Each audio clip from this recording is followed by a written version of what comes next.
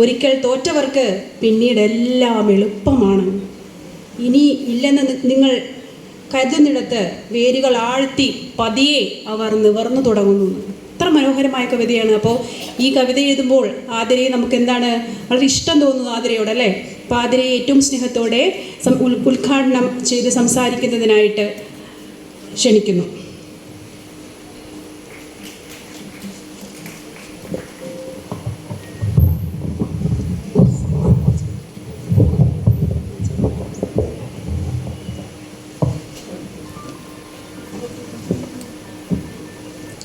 വേദിയിലും സദസ്സിലുമുള്ള ഏറെ പ്രിയപ്പെട്ടവരെ, മാഹിയിൽ നിന്ന് ഇങ്ങോട്ടേക്ക് എത്താൻ ആകെ ഒരു ട്രെയിന് രാവിലെ ഉള്ളൂ എന്നുള്ളതിലാണ് ലേറ്റായത്. അതിനാദ്യം തന്നെ എല്ലാവരോടും ക്ഷമ ചോദിക്കുന്നു. കുറേ ദിവസങ്ങൾക്ക് മുന്നേ രാവണി മാഷ് ഇങ്ങനെ ഒരു പരിപാടി ഉണ്ടെന്ന് പറഞ്ഞപ്പോൾ വളരെ സന്തോഷത്തോടെ ആയിക്കോട്ടെ മാഷെ, ഞായറാഴ്ചയാണ്, സ്കൂളില്ലാത്ത ദിവസമാണ്, എന്തായാലും എത്താമെന്നൊക്കെ പറഞ്ഞെങ്കിലും പിന്നീട് ഈ നോട്ടീസ് വന്നപ്പോഴാണ് മാഷ് ഇങ്ങനെ ഒരു കാര്യം ചെയ്തു വെച്ചത് അറിയുന്നത്. അതായത് പ്രായത്തിലും എഴുത്തിലും എന്നേക്കാൾ എത്രയോ വലിയ ആൾക്കാർ ഇവിടെ ഇരിക്കുമ്പോൾ ഞങ്ങളെപ്പോലെയുള്ളവരെ കൊണ്ട് ഇങ്ങനെ ഒരു പരിപാടി, കവിതയുടെ ഈ മഹാപൂരം ഉദ്ഘാടനം ചെയ്യിപ്പിക്കുക എന്നൊക്കെ പറയുന്നത് അത് രാവണി മാഷിന് മാത്രം എടുക്കാൻ പറ്റുന്ന, അല്ലെങ്കിൽ മാഷ് മാത്രം ചെയ്യുന്ന ചില കാര്യങ്ങളാണ്.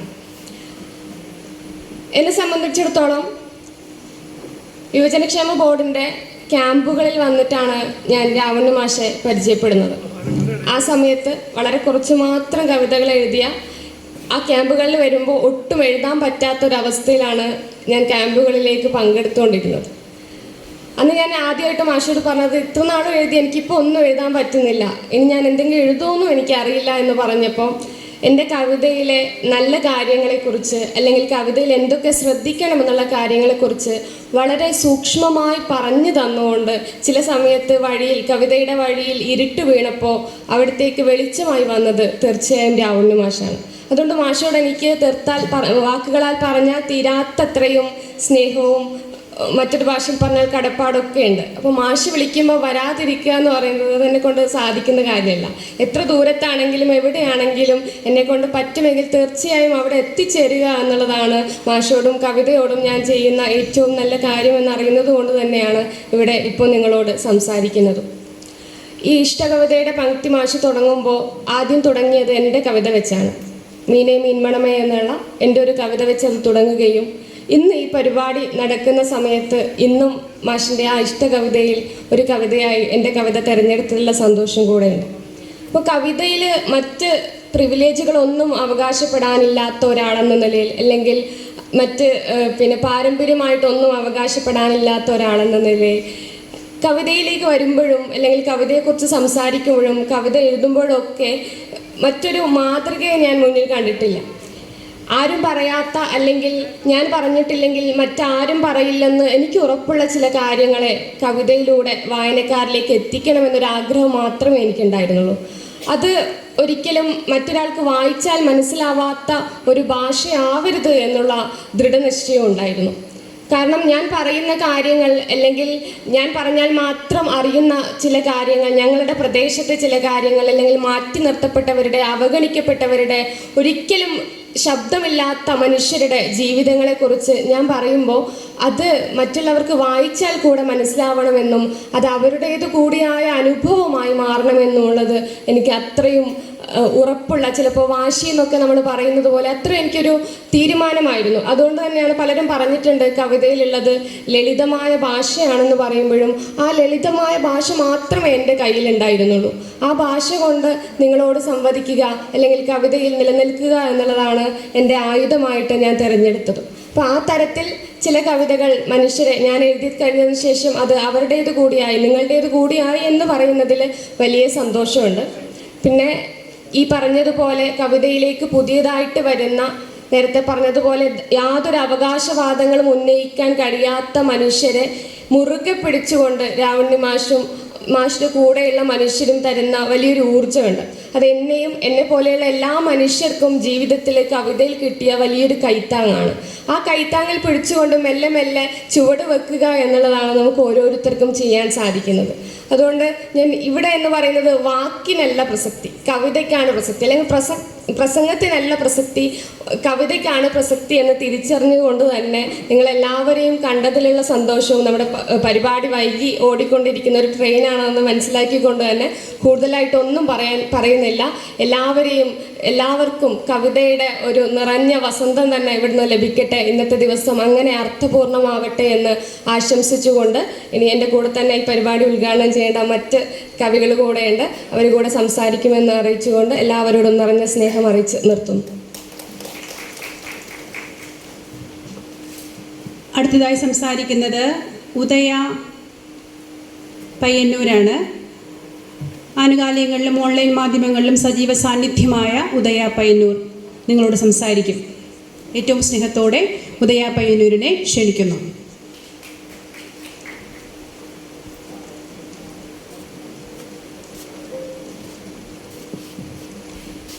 വേദിയിലും സദസ്സിലും ഇരിക്കുന്ന ഏറെ പ്രിയപ്പെട്ടവരെ, ഒരുപാട് സന്തോഷം. സച്ചിമാഷെ പോലെയുള്ള ആളുകളുടെ ഒപ്പം ഒരു വേദിയിൽ ഇരിക്കാൻ സാധിച്ചു എന്നത് തന്നെ വളരെ അഭിമാനവും സന്തോഷവുമുള്ളൊരു കാര്യമാണ്. വാക്കുകൾ കൊണ്ട്, അക്ഷരങ്ങൾ കൊണ്ട്, കവിത കൊണ്ട് തൊടുന്നവരാണ്, പരസ്പരം തൊടുന്നവരാണ് നമ്മൾ. അങ്ങനെയുള്ള ആളുകൾക്കൊപ്പം നിൽക്കുക എന്ന് പറയുമ്പോൾ അതിലേറെ സന്തോഷമുള്ളൊരു കാര്യമാണ്. രാവണി മാഷെക്കുറിച്ച് പറഞ്ഞാൽ, മാഷെ ഓർക്കുമ്പോൾ തന്നെ സ്നേഹവും വാത്സല്യവും നിറയുന്ന ഒരു രൂപമാണ് മനസ്സിലേക്ക് വരുന്നത്. പരിചയപ്പെട്ട കാലം മുതൽ സ്നേഹത്തോടെ ചേർത്ത് നിൽക്കുന്ന, നേരത്തെ പലരും സൂചിപ്പിച്ചതുപോലെ പുതിയ തലമുറയെ എങ്ങനെയൊക്കെ തനിക്ക് സപ്പോർട്ട് ചെയ്ത് മുന്നോട്ട് കൊണ്ടുവരാൻ സാധിക്കുമോ അതൊക്കെ ചെയ്തുകൊണ്ട് കുഞ്ഞു കുട്ടികളെ പോലും അവരുടെ കവിതകൾക്ക് ഒരിടം നൽകുന്ന മാഷിൻ്റെ കവിതാ പങ്ക്തിയിൽ ഉള്ള 500ാമത്തെ ദിവസത്തിൻ്റെ ആഘോഷം, കവിതപ്പൂരം എന്ന് ഉള്ള പേര് ആ പങ്ക്തിക്ക് ഏറ്റവും അർത്ഥവത്തായിട്ടുള്ളൊരു പേരായിട്ട് കരുതുന്നു. കാരണം മാഷിൻ്റെ എല്ലാ പങ്ക്തിയിൽ വരുന്ന എല്ലാ കവിതകളും സ്ഥിരമായിട്ട് വായിക്കുന്ന കുട്ടികളുടെയൊക്കെ രചനകൾ കണ്ടിട്ട് അത്ഭുതപ്പെടുന്ന ഒരാളാണ് ഞാൻ. എൻ്റെ മോളുടെ ഇവിടെ ഇരിക്കുന്ന മോളുടെ കവിതയും മാഷ് ഒരു ദിവസം അതിൽ കൊടുത്തിട്ടുണ്ട്. അപ്പോൾ അവർക്കൊക്കെ ആ സമയത്ത് ഒരു അമ്മ എന്നുള്ള നിലയിൽ എനിക്കുണ്ടായിട്ടുള്ള ഒരു അഭിമാനവും സന്തോഷവും എന്ന് പറയുന്നത് ചെറുതല്ല.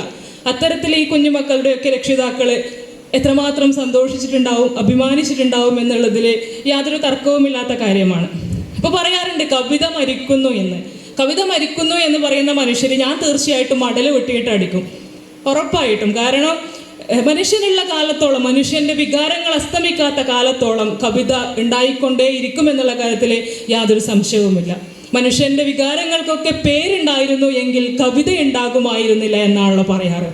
അപ്പോൾ പലർക്കും ഒരു കൈത്താങ്ങാണ്, ഒരു കച്ചിത്തുരുമ്പാണ് പലർക്കും കവിത. എന്നെ സംബന്ധിച്ചിടത്തോളം വല്ലാതെ വേദനയിൽ പിടയുന്ന സമയത്ത് മാത്രമാണ് എന്നിൽ കവിത ഉണ്ടാകുന്നത്. അത് പിന്നീട് ആളുകൾ വായിക്കുമ്പോൾ അത് കവിതയാകുന്നു എന്നതിനപ്പുറത്തേക്ക് എൻ്റെ ഒരു വേദന സംഹാരിയാണ് കവിത. പലർക്കും അങ്ങനെ തന്നെയായിരിക്കും. വല്ലാതെ പിടയുന്ന സമയത്ത് എഴുതി ആശ്വാസം കണ്ടെത്താനുള്ള ഒരിടമായിട്ട് കാണുന്ന ആളുകൾ. അത്തരത്തിൽ മനുഷ്യൻ്റെ വികാരങ്ങളും വിചാരങ്ങളും വേദനകളും ഒക്കെ നിലനിൽക്കുന്ന കാലത്തോളം, ഭാഷ നിലനിൽക്കുന്ന കാലത്തോളം കവിത ഉണ്ടായിക്കൊണ്ടേയിരിക്കും. കവിതയുടെ വായനയും ചേർത്ത് നിർത്തലും സ്നേഹവും പങ്കിടലും ഒക്കെ ഉണ്ടായിക്കൊണ്ടേയിരിക്കും എന്നുള്ള കാര്യത്തിൽ യാതൊരു സംശയവുമില്ല. അത്തരത്തിലുള്ള കവിതയ്ക്ക് മുൻഗണന കൊടുത്തുകൊണ്ട് പുതിയ തലമുറയ്ക്കും കുട്ടികൾക്കുമൊക്കെ അവരെയൊക്കെ പരിഗണിച്ചുകൊണ്ട് ഇത്തരത്തിൽ കൈപിടിച്ച് മുന്നോട്ടേക്ക് നടത്തുന്ന മാഷെ പോലെയുള്ള ആളുകൾ ഏറ്റവും മുതൽക്കൂട്ട് തന്നെയാണ് നമുക്കൊക്കെയും എന്ന് ഒരിക്കൽ കൂടി ആവർത്തിച്ചുകൊണ്ട് ഒരു ക്ഷമാപണം നേരത്തെ നടത്തിക്കൊണ്ട് നിർത്തുകയാണ്. കാരണം എനിക്ക് ഈ പ്രോഗ്രാമുള്ള കവിതകളൊക്കെ കേൾക്കണമെന്ന് ആഗ്രഹമുണ്ട്. പക്ഷേ പെട്ടെന്ന് തിരിച്ചു പോകേണ്ട ഒരു അവസ്ഥയുണ്ട്. ചെങ്ങന്നൂരിൽ നിന്നാണ് ഞാൻ രാത്രി വണ്ടി കയറി ഇങ്ങോട്ടേക്ക് എത്തിയത്. മോളുടെ ഫുട്ബോളിൻ്റെ ഒരു ക്യാമ്പ് നടക്കുകയാണ്. ഇപ്പോൾ തൊട്ടടുത്ത ട്രെയിനിൽ പയ്യന്നൂർക്ക് പോയി ബാക്കിയുള്ള ഡ്രസ്സൊക്കെ എടുത്ത് അതിൻ്റെ തൊട്ടടുത്ത ട്രെയിനിൽ വീണ്ടും ചെങ്ങന്നൂരേക്ക് പോകേണ്ട ഒരു അവസ്ഥയുണ്ട്. അതുകൊണ്ട് കവിതകൾ കേൾക്കാനുള്ള ഒരവസ്ഥ ഉണ്ടാകുമെന്ന് തോന്നുന്നില്ല. പെട്ടെന്ന് പോകേണ്ടതുണ്ട്. അതിനുള്ള ഒരു ക്ഷമ നേരത്തെ നിങ്ങളോട് ചോദിക്കുകയാണ്. കൂടുതലൊന്നും സംസാരിക്കുന്നില്ല. എല്ലാവരും മറ്റുള്ള ആളുകളുടെ കേൾക്കാൻ വേണ്ടിയിട്ടും കവിത ആസ്വദിക്കാൻ വേണ്ടിയിട്ടും ഒക്കെ കാത്തിരിക്കുന്ന ആളുകളാണ് എന്നറിയാം. ഒരുപാട് സ്നേഹം അറിയിക്കുന്നു. നിറഞ്ഞ സ്നേഹത്തോടെ നിർത്തുന്നു. നന്ദി.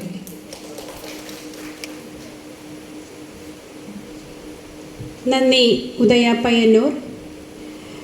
ഇഷ്ടകവിതയുടെ 500-ാം ലക്കത്തിൻ്റെ നിറവ് സാംസ്കാരിക കേരളത്തിൻ്റെ തലസ്ഥാനമായ തൃശ്ശൂരിൽ വെച്ച് ഇന്ന് നടക്കുമ്പോൾ